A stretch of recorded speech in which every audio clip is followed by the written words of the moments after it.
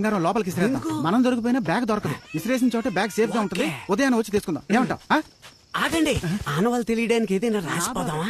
బంగారం దోచుకున్నది అభిషేక్ అని కాంపౌండ్ మీద రాసిపోదామా? రాయించుకుని మొహం పాల్గొడతా. రారా తొండ మొహం.